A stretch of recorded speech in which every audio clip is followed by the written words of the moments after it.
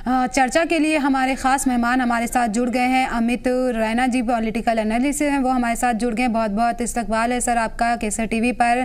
साथ ही हमारे साथ ग्रुप कैप्टन रेवनाथ जुड़ गए हैं, डिफेंस एक्सपर्ट। सर आपका भी बहुत बहुत इस्तकबाल है। सबसे पहले हम अमित रैना आपसे जानना चाहेंगे कि किस तरह से इन हमलों को देखा जाए, और जब से जम्मू कश्मीर में उमर सरकार बनी है तब से लोग इल्ज़ाम लगा रहे हैं कि उनके सरकार बनने के बाद से ही इस तरह के हमलों में तेजी आई है। आप किस तरह से देखते हैं इन दहशतगर्दाना हमलों को?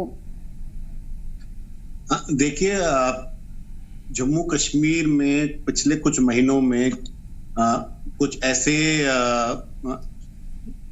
एक्शन हुए हैं या ऐसे प्रोग्राम हुए हैं जो सक्सेसफुल रहे हैं, और जो बार बार पाकिस्तान का जो ग्लोबल प्रोपेगेंडा है कि कश्मीर में सब कुछ गलत चल रहा है, पाकिस्तान में जम्मू कश्मीर में जुल्म हो रहा है, कश्मीर में ह्यूमन राइट्स वायलेशन हो रहे हैं, वो सबको नकारते हैं। एक successful election, large participation parliamentary election में, और उसके बाद असेंबली इलेक्शन में इतने बढ़ चढ़कर लोगों का पार्टिसिपेट करना, रिकॉर्ड ब्रेकिंग नंबर कश्मीर में होना, और एक सरकार का फॉर्मुलेशन, एक गठन होना विदाउट एनी प्रॉब्लम, एक स्मूथ ट्रांजिशन गवर्नमेंट हैंडओवर में, प्रेसिडेंट रूल हटकर एक सरकार जमहूरियत के पर्व में आई, एक डेमोक्रेसी को रीस्ट्रेंथन करते हुए आई। तो कहीं ना कहीं जो एलओसी के पार जो देश बैठा है वो परेशान हो जाता है कि जब कश्मीर जो नॉर्मलसी की ओर जाता जा रहा है उसको देख उसमें परेशानी आ जाती है, और एक जो उनको लग नहीं रहता कि जम्मू कश्मीर में एक डेमोक्रेसी को लेकर बहाल होगी और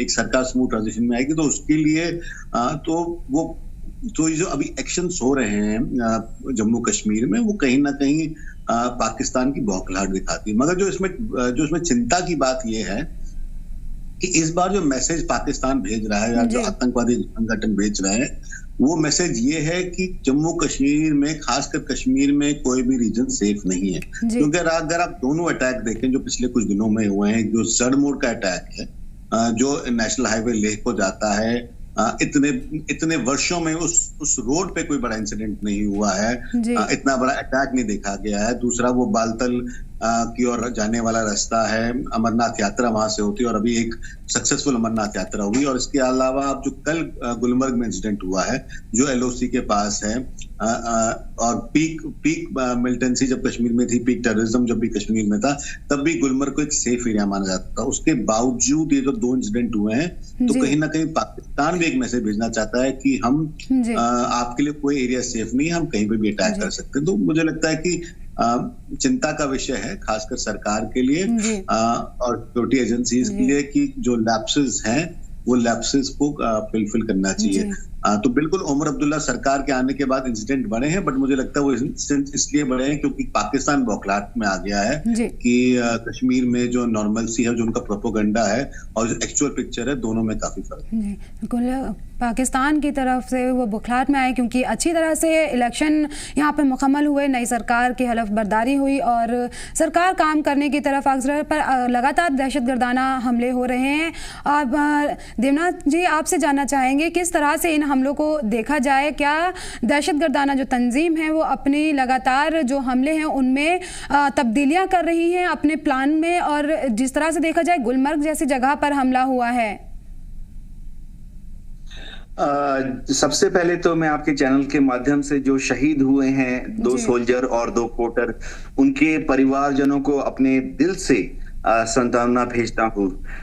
भगवान उनकी आत्मा को शांति दे, परिवारजनों को इस दुख भरे समय में दिल से और दिमाग से शक्ति दे। देखिए, जेएनके में जो हो रहा है ये एक जानी पहचानी हरकत है। हर साल अक्टूबर नवंबर के महीने में पाकिस्तान के जो इनके आका हैं उनको मालूम है कि अब पीर पंजाब की जो पहाड़ियां हैं और उत्तर में जो नीलम घाटी है, किशनगंगा रिवर है, वहां बर्फ गिरने वाली है। तो ये लोग नवंबर में बर्फ गिरने वाली है उसके पहले ही कुछ दहशतगर्दों को हथियार देकर कश्मीर वैली में घुसा देते हैं। जम्मू कश्मीर में अभी जो हमने सक्सेसफुल इलेक्शन किए, इससे भी पाकिस्तान की जो एस्टेब्लिशमेंट है वो थोड़ा सा बौखलाई हुई है, दिखाना चाहती है कि जम्मू कश्मीर में हालत नॉर्मल नहीं है। लेकिन भारत सरकार, सेंट्रल गवर्नमेंट, और अब मैं उम्मीद करता हूं कि इलेक्शन के बाद जो नई सरकार बनी है, नेशनल कॉन्फ्रेंस की तो जमीनी पकड़ अच्छी है। उमर अब्दुल्ला साहब, उनकी भी जमीनी पकड़ अच्छी है। दशकों से वो, उनके पिताजी, उनके दादाजी सब वहां पर थे, तो मैं उम्मीद करता हूं कि वो लोगों का दुख दर्द समझेंगे। अगर जम्मू कश्मीर में अभी शांति की बहाली करनी है तो सबसे पहले जो नया एडमिनिस्ट्रेशन आया है, इनको जमीन पर जाकर लोगों के दुख दर्द को समझना पड़ेगा। वही एकमात्र तरीका है जिससे कि दहशतगर्दों को वहां जो लोकल सपोर्ट मिलता है, दहशतगर्द चाहे कोई भी हो, कहीं तो छुपा हुआ है, उसने कहीं तो अपना हथियार छुपा के रखा है, उसको कहीं तो पैसे मिलते हैं, फाइनेंशियल सपोर्ट मिलती है। सबसे बड़ी बात है कि उसको इस ठंड के मौसम में कुछ लोग खाना मुहैया करा रहे हैं। तो अगर लोकल लोगों का दुख दर्द जो नई एडमिनिस्ट्रेशन आई है उस पर मरहम लगाएगी तो शायद दहशतगर्दों को वहां पर सपोर्ट मिलना बंद होगा। बहुत ही जरूरी है ये कदम। जी बिल्कुल, बहुत ज़रूरी कदम है। लगातार जो वहाँ पर लोग हैं जो दहशतगर्दों को सपोर्ट कर रहे हैं, सबसे पहले उनको निशानदेही करनी पड़ेगी। आपसे जानना चाहेंगे अमित रैना जी कि किस तरह से देखा जाए PAFF ने इस हमले की, जो हमला हुआ है उसकी जानकारी, वो जिम्मेदारी ली है, तो किस तरह से देखा जाए उनको सरहद पार से मदद की जा रही है और भारत को किस तरह से के कदम उठाने चाहिए ताकि इस तरह के हमलों से निपटा जा सके, इन्हें रोका जा सके? देखिए, जम्मू कश्मीर की एक बहुत बड़ी समस्या है और वो समस्या है पाकिस्तान। और पाकिस्तान की जो एग्जिस्टेंस है, पाकिस्तान का जो डीप स्टेट है, पाकिस्तान का जो आर्मी है, उसकी जो डीप स्टेट है, उसकी जो एग्जिस्टेंस है वो कश्मीर पर निर्भर है। क्योंकि कश्मीर का ही मुद्दा लेकर वो पाकिस्तान की आर्मी अपना पावर डिराइव करती है और हिंदुस्तान का डर भी दिखाकर डिराइव करती है। तो एक अनफिनिश्ड ऑफ एजेंडा जो कहा जाता है पाकिस्तान में, पार्टीशन का agenda, unfinished agenda of partition Pakistan में कहा जाता है, कश्मीर का पाकिस्तान में मिलना, तो उसको लेकर वो स्ट्रेंथ डिराइव करती है। तो आप जम्मू कश्मीर में कितनी भी मेहनत कर लें, जब तक पाकिस्तान का डीप स्टेट एग्जिस्ट करता है और जब तक Pakistan as a state exist करता है, कश्मीर में हालात 100% नॉर्मल नहीं हो सकते। मगर आप अपनी तरफ से प्रयत्न ये जरूर कर सकते हैं कि आप उनको मिनिमल कर सकें, आप उनको मिनिमाइज कर सकें। और वो कैसे हो सकता है? सबसे बड़ी समस्या जो उस समय जम्मू कश्मीर में आ रही है, और ये हमने जम्मू रीजन में भी देखा है, क्योंकि पिछले साल और इस साल जम्मू रीजन के जो नंबर ऑफ इंसिडेंट्स बढ़े हैं, तो कहीं ना कहीं इस बात से तो एक साफ चीज वाज़ा होती है कि जो सपोर्ट है कहीं ना कहीं इन आतंकवादियों को मिल रहा है। कोई ना कोई इनको शेल्टर दे रहा है, कोई ना कोई इनको हार्बर कर रहा है, कोई ना कोई इनको खाना दे रहा है, कोई ना कोई इनको टिप्स दे रहा है।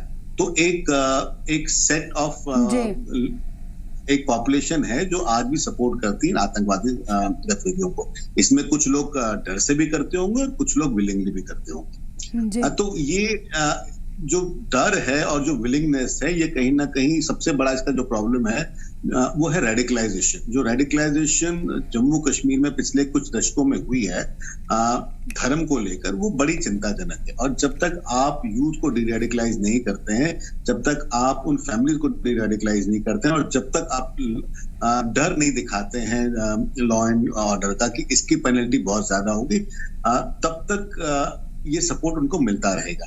तो आपको एक इंश्योर करना है कि जितने भी आपके रिलीजियस इंस्टीट्यूशंस हैं उसमें रेडिकलाइजेशन ना हो रही हो। आपके उनके करिकुलम आपको उनको चेक करते रहने पड़ेंगे। जितने भी आपके इंस्टीट्यूशंस हैं जो रेडिकलाइजेशन में इन्वॉल्व हैं, जो कहीं ना कहीं आतंकवादी गतिविधियों में इन्वॉल्व है, आपको उनके साथ सख्त रहना पड़ेगा। आप इलेक्शन के समय इलेक्शन के लिए उन पे ढील नहीं दे सकते, जैसे जमात इस्लामी के साथ अभी असेंबली इलेक्शन में ढील दी गई। तो कहीं ना कहीं आप राशिद इंजीनियर के साथ आपने ढील दी, राशिद इंजीनियर के साथ जो लोग थे आपने उनको ढील दी, तो कहीं ना कहीं आप एक गलत मैसेज भिजवाते हैं आवाम में कि टेररिज्म पेज, सेपरेटिज्म पेज। तो आपको वो एक कांस्टेंट पॉलिसी रखनी पड़ेगी कि ना टेररिज्म पे करेगा, ना रेडिकलाइजेशन पे करेगा, ना सेपरेटिज्म पे करेगा। तो ये जो अप्स एंड डाउन है आपकी पॉलिसी में बड़ी चिंता का विषय है। तो आपको एक कांस्टेंट रहना पड़ेगा। दूसरा, आपको तरीका ढूंढना पड़ेगा इंटरनेशनल लेवल पे कि पाकिस्तान को आप कैसे कंटेन करते हैं। वो डिप्लोमेटिकली कंटेन होता है, पाकिस्तान के जैसे बांग्लादेश क्रिएट किया गया, क्या पाकिस्तान के और रीजन्स करने पड़ेंगे।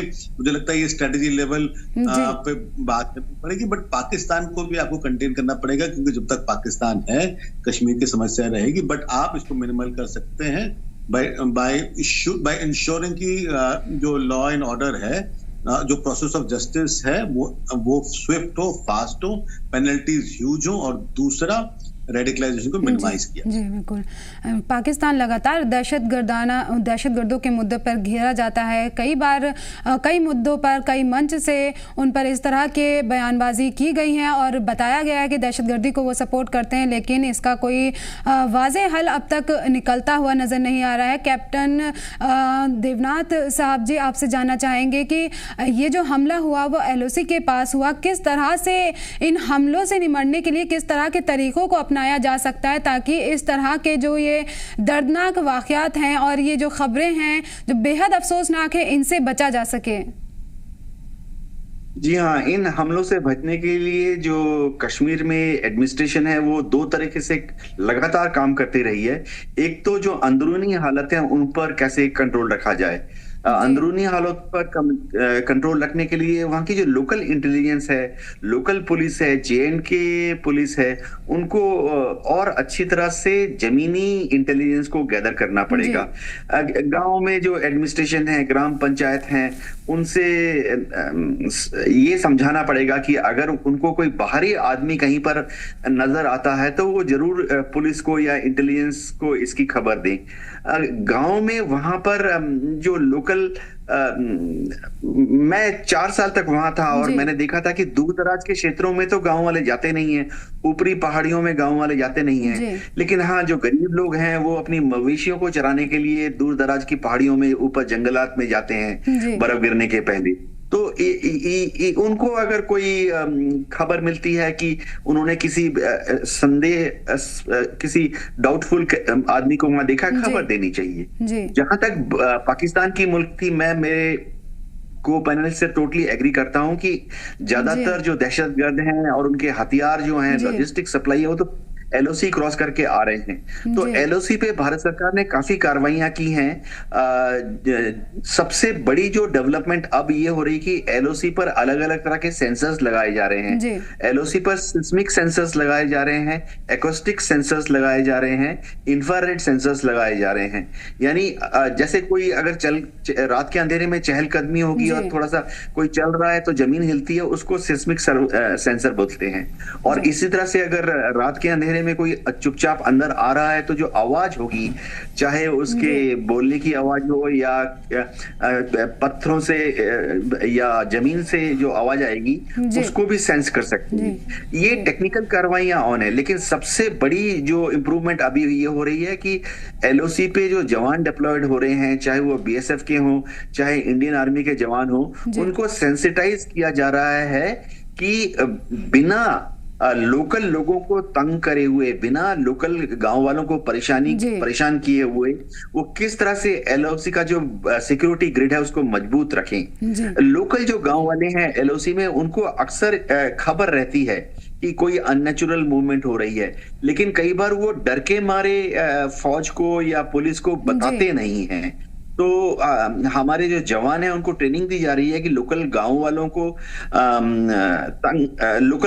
वो अपनी तरफ रखें, इस तरह से व्यवहार करें कि गांव वाले हमारी फौज को, हमारी पुलिस को, BSF को और आर्मी को अपना दोस्त समझे। ऐसा जिस दिन हो जाएगा, तुरंत हम 100% सक्सेसफुल हो जाएंगे। जी, गांव वालों से, वहां के लोगों से फौज लगातार उनके लिए अपील करते हैं कि अगर कोई ऐसी घटना हो या कोई संदिग्ध दिखे तो उन्हें बताया जाए, और फौज की तरफ से और भी तमाम तरह की चीज़ें गांव वालों के लिए की जाती रहती हैं। अमित रैना जी, आपसे जानना चाहेंगे कि अभी जो ये दहशतगर्दाना हमले देखने को मिल रहे हैं, क्या इस वक्त की जो सियासत है जम्मू कश्मीर की, क्या उस पर कोई असर देखने को मिलेगा ये दहशतगर्दाना हमले का? देखिए, हालांकि लॉ एंड ऑर्डर और police reporting, security reporting current सरकार के पास नहीं है, उमर साहब के पास लॉ एंड ऑर्डर नहीं है, तो डायरेक्टली उन पे ब्लेम करना और इस समय जब उनके पास अभी सरकार बनाए कुछ ही दिनों में गलत, मतलब सही नहीं होगा। मगर ये भी सच है कि नेशनल कॉन्फ्रेंस और जो पॉलिटिकल पार्टी जम्मू कश्मीर की रही हैं, उनके जो डबल स्टैंडर्ड्स रहे हैं सेपरेटिज्म को लेकर, आतंकवाद को लेकर, अपनी पॉलिटिक्स को लेकर, तो कहीं ना कहीं ये भी हो जाता है कि जब आप सरकार में आते हैं और एक वो पार्टी सरकार में आती जिसने कभी अलगाववाद की बात करी, आतंकवाद की बात करी या पाकिस्तान के समर्थन में बात करी है, तो कहीं ना कहीं प्रोत्साहन मिल जाता है उन आतंकवादी संगठनों को, उन लोगों को जो आतंकवाद में या अलगाववाद में विश्वास रखते हैं। तो ये बिल्कुल अब उमर अब्दुल्ला सरकार को ध्यान रखना होगा कि किसी भी तरीके से उनके कोई भी ऐसे एक्शन नहीं होने चाहिए जिससे सेपरेटिज्म और टेररिज्म को कहीं से भी बढ़ावा मिल सके। दूसरा जो मुझे लगता है कुछ सालों में जो फेलियर था, हालांकि अब उसे जम्मू कश्मीर एडमिनिस्ट्रेशन ने और जम्मू कश्मीर पुलिस ने काफी हद तक ठीक किया है, खासकर कश्मीर रीजन में, ये था sidelining of Jammu Kashmir police services. क्यों? जो आपके Jammu Kashmir police state services के पुलिस ऑफिसर थे, जो कई सालों से जम्मू कश्मीर में नौकरी कर रहे थे और बड़े अच्छे तरीके से कर रहे थे। देखिए, जम्मू कश्मीर पुलिस का आतंकवाद के कॉम्बेटिशन में बहुत बड़ा रोल रहा है। 1900 पुलिसकर्मी मारे जा चुके हैं। जम्मू कश्मीर पुलिस ने का one of the bravest police force है, उनका टेररिज्म को लेकर बहुत ही स्ट्रॉन्ग रेजिस्टेंस रहा है। तो जो साइडलाइन किए गए थे जम्मू कश्मीर पुलिस ऑफिसर, खासकर 2019 के बाद जब 370 हटाया गया और बाहर से लाकर 370 के बाद बाहर से जो आईपीएस ऑफिसर्स लाए थे और जम्मू कश्मीर में उनको पोस्ट किया गया, हालांकि पूरे देश में वैसे ही होता है, दहशतगर्दाना हमले हुए हैं और लगातार उन पर कार्रवाई के लिए और फौज तैनात है। एलजी मनोज सिन्हा जी ने भी फौज को हिदायत दी है ताकि दहशतगर्दों को सख्त जवाब दिया जा सके। आप लोगों का बहुत बहुत शुक्रिया दोनों का हमारे साथ इन चर्चा में जुड़ने के लिए।